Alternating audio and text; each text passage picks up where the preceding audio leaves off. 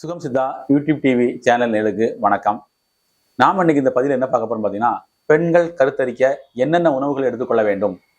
நம்ம கிளினிக் வரக்கூடிய பெண்கள் நிறைய கேட்கக்கூடிய கேள்வி இதுதான். சார், நாங்கள் எளிமையாக வேகமாக கருத்தரிக்கணும்னா என்னென்ன உணவுகள் எடுத்துக்கொள்ள வேண்டும், என்னென்ன உணவுகளை தவிர்க்க வேண்டும் அப்படின்னு கேட்பாங்க. நான் இப்போ சொல்றது இருந்ததுன்னா கணவன் மனைவி இருவருக்குமே உள்ள பதிவு. நம்ம சேனலை புதுசாக பார்க்குறவங்க சப்ஸ்கிரைப் பண்ணிட்டு பாருங்க. இது போல நிறைய தகவல்கள் உங்களுக்கு கிடைச்சிக்கிட்டே இருக்கும்.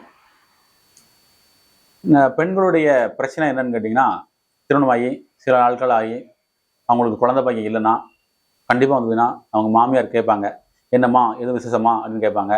இந்த பொண்ணு விசேஷம் இல்லைன்னு சொன்னாங்கன்னா அந்த மாமியாருக்கும் மருமகளுக்கும் ஒத்து போகாது. அதுபோல் குடும்பத்தில் கணவன் மனைவி இருவருமே அந்த குழந்தை பாக்கியம் கிடைக்கலட்டா கணவன் மனைவி இருவருக்குமே பார்த்தீங்கன்னா ஒற்றுமையில் இருக்காது. அதே போல் வந்து பார்த்தீங்கன்னா குடும்ப உறவுகளில் விரிசல் ஏற்படும். அதே போல் அவங்க எப்போதுமே மனநிலை வந்துன்னா ரொம்ப சிரமமான மனநிலை வாழ்ந்துட்டு இருப்பாங்க. இப்படிப்பட்டவங்க எல்லாருமே வந்து பார்த்தீங்கன்னா நம்ம உணவின் மூலமாகவே எளிமையாக கருத்தறியக்கூடிய அற்புதமான வழிமுறைகள் நம்ம முன்னோர்கள் நமக்கு கொடுத்துருக்காங்க. அதை நம்ம ஃபாலோ பண்ணி கண்டிப்பாக கருத்தறிக்க முடியும்.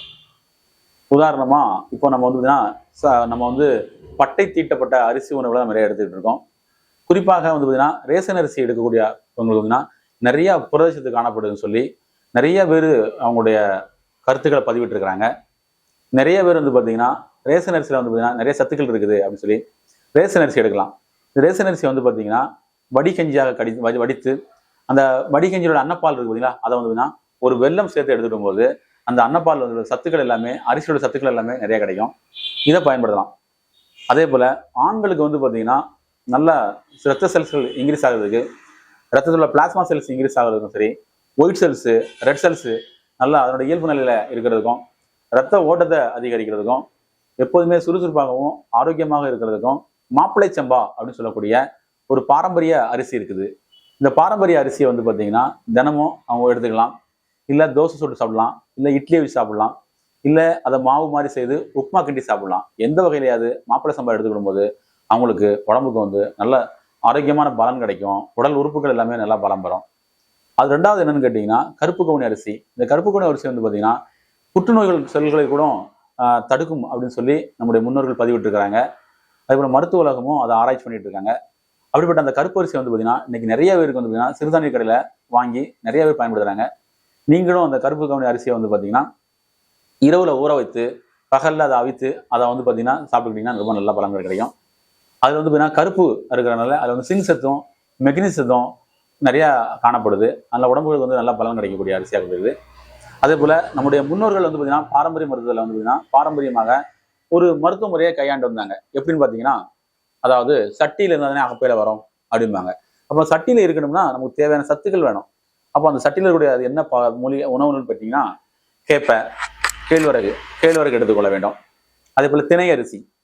இப்போ வந்து திணை அரிசிக்கு வந்து பார்த்தீங்கன்னா நம்ம வரலாறே இருக்குது. முருகப்பெருமான் வந்து பார்த்தீங்கன்னா அவங்க தன்னோட துணைவியார் வந்து பார்த்தீங்கன்னா இந்த திணை அரிசியை பயன்படுத்தி நிறைய அற்புதங்களை செய்ததாகவும் வரலாறு சொல்லியிருந்தது. அப்போ அந்த திணை அரிசியை நம்ம உணவாக எடுக்கும் பொழுது நம்ம உடம்புல எல்லா சத்துக்களும் கிடைக்கும். உடம்புல நரம்பு மண்டலம், எலும்பு மண்டலம் சத்துக்கள் நிறைய கிடைக்கிறதுனால நல்லா வேலை செய்யும். அந்த வகையில் நமக்கு வந்து பார்த்தீங்கன்னா குழந்தை பேருக்கு தயாராகக்கூடிய பெண்கள் வந்து பார்த்தீங்கன்னா முன்னாடி வந்து காலகட்டங்களில் கோவில்களில் இந்த திணை அரிசி மாவு வந்து பார்த்தீங்கன்னா அவங்க பத்தியம் இருந்து விரதம் இருந்து சாப்பிட்டு வருவாங்க. அவங்களுக்கு குழந்தை பாக்கியம் அமையும். அதுபோல் வந்து பார்த்தீங்கன்னா உணவில் வந்து பார்த்தீங்கன்னா கீரைகளில் வந்து பார்த்தீங்கன்னா நிறைய சத்துள்ள கீரையாக நம்ம பார்க்கப்படக்கூடியது முருங்கைக்கீரை. முருங்கைக்கீரை வந்து பார்த்தீங்கன்னா உணவில் எந்த வகையில எடுத்துக்கொள்ள வேண்டும். அதை கஞ்சி மாதிரி எடுத்தாலும் சரி, இல்லை பொரியல் மாதிரி எடுத்தாலும் சரி, இல்லை சூப் மாதிரி எடுத்தாலும் சரி, எந்த வகையில நீங்கள் எடுத்து வந்தீங்கன்னா உங்களுக்கு கட்டாயம் ஆரோக்கியமான நற்பலன்கள் கிடைக்கும்.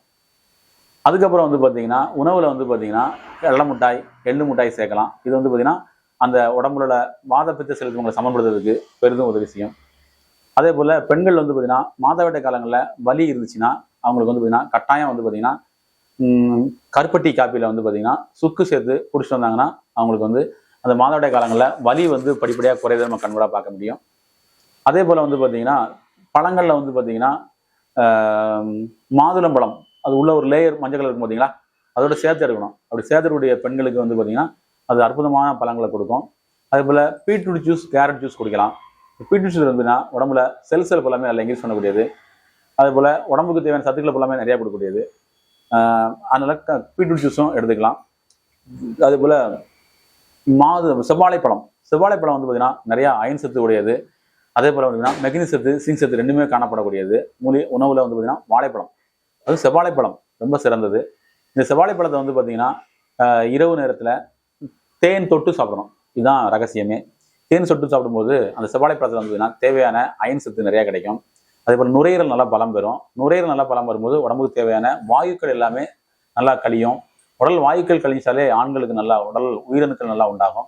விந்துவானது கெட்டிப்படும். அதே போல வந்து பார்த்தீங்கன்னா உடம்பு உஷ்ணம் சரியாகும். அப்படி உடல் உஷ்ணம் உள்ளவங்க வந்து பார்த்தீங்கன்னா ஒரு அற்புதமான மூலிகையாக பார்க்கக்கூடியது, உணவு முறையாக பார்க்கக்கூடியது முருங்கை மரத்தோட பிசின். இந்த முருங்கை மரத்து பிசினை வந்து பார்த்தீங்கன்னா சுத்தம் செய்து இரவுல வந்து பார்த்தீங்கன்னா ஊற போட்டு காலையில் அந்த தண்ணீரை வந்து பருகி வரக்கூடிய ஆண்கள் பெண்கள் இருவருக்குமே வந்து பார்த்தீங்கன்னா உடல் உஷ்ணத்தை சரி செய்து குழந்தை பாக்கியத்தை தரவல்லது. இது வந்து பார்த்தீங்கன்னா தங்கபசுவத்தை காட்டிலும் பலன் அதிகமாக உடையது. நிறைய பேருக்கு வந்து பார்த்தீங்கன்னா தங்கபசு சாப்பிட்டா தான் வாழ்க்கையில் ஆரோக்கியமாக இருக்குன்னு நினைக்கிறாங்க. முருங்கை பிசினே தங்கபசுக்கு ஈக்குவலானது தான். இந்த முருங்கை பிசின் எடுக்கும் பொழுதே நம்ம உடம்புல வந்து பார்த்தீங்கன்னா அவ்வளவு சத்துக்கள் கிடைக்கும். அவ்வளவு அபரிதமான உடல் உஷ்ணத்தை சரி செய்து விந்துவை கெட்டிப்படுத்தி நீண்ட நேர தாம்பத்தியம், உயிரணுக்கள் உற்பத்தி போன்ற பல்வேறு பிரச்சனைகளை சரி செய்வதற்கு இது பெரிதும் உதவி செய்யும். ஆகவே இந்த வகையில நீங்க உணவுகள் எடுத்து வந்தீங்கன்னாலும் சரி, மருந்துகள் எடுத்து வந்தாலும் சரி, ஆரோக்கியமான வழியில நம்ம குழந்தை பேர் பாக்கியம் மகிழலாம். அதே போல இன்னும் நிறைய ஆண்கள் வந்து பாத்தீங்கன்னா அவங்களோட டெஸ்டோஸ்டெரோனோட ஹார்மோன் இன்க்ரீஸ் பண்றதுக்கு ஒரு முருங்கை பூவை வந்து பாத்தீங்கன்னா எந்த வழியில பயன்படுத்தலாம். முருங்கைப்பூ வந்து பாத்தீங்கன்னா நான் சொல்ற மாதிரி பயன்படுத்துங்க, உங்களுக்கு நல்ல பலன்கள் கிடைக்கும்.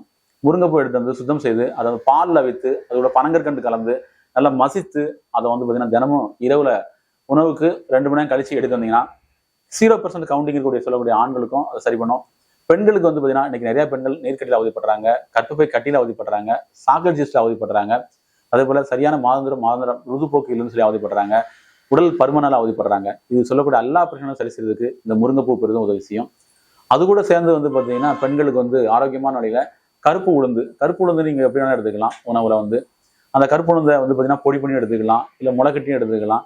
எந்த வகையிலாவது நீங்க எடுத்து வந்தீங்கன்னா அளவுக்கு அதிகமான உங்களுக்கு பலன் கிடைக்கும். அதே போல கருப்பு டேட்டு சொல்லக்கூடிய பேரிச்சம்பழம், இந்த பேரிச்சம்பழத்தையும் பெண்கள் எடுத்திருந்தாங்கன்னா அவங்க ரத்த ஓட்டம் நல்லா மிகுந்து காணப்படும். அதே போல உடல் நல்லா பலம் பெறும். இந்த வகையில நான் சொன்ன மாதிரி உணவுகளை நீங்க எடுத்து வந்தாலே போதும், வெகு விரைவில் கருத்தரிச்சிருவீங்க. நிறைய பேர் கருத்தரிச்சிருக்காங்க. நம்ம கிளினிக்ல வந்து பார்த்தீங்கன்னா ஆயிரக்கணக்கான பேர் வந்து பார்த்தீங்கன்னா இந்த முறையை ஃபாலோ பண்ணி நிறைய பெண்கள் வந்து பார்த்தீங்கன்னா உடல் பலமும் மனபலம் பெற்றிருக்காங்க. அதே போல 2வது குழந்தைக்கு தயாராகக்கூடிய பெண்களுக்கு வந்து சிலருக்கு வந்து பார்த்தீங்கன்னா கருத்தரிகள் தாமதம் ஏற்படும். அவங்களாம் இப்போ நம்ம சொன்ன வழிமுறை ஃபாலோ பண்ணாலே போதும் எளிமையான வழியில் அவங்களால கருத்தரிக்க முடியும். மேலும் மருத்துவ ஆலோசனை தேவை இருக்குன்னா கீழே இருக்க நம்பர் தொடர்பு கொள்ளுங்க. ஆன்லைன் கன்சல்டிங் வசதி இருக்குது. அதே போல நம்ம சேனலை புதுசாக பார்க்குறவங்க சப்ஸ்கிரைப் பண்ணிட்டு பாருங்க. உங்களுக்கு எதுவும் மருத்துவ ஆலோசனை தேவைன்னா தொடர்பு கொள்ளுங்க. நன்றி.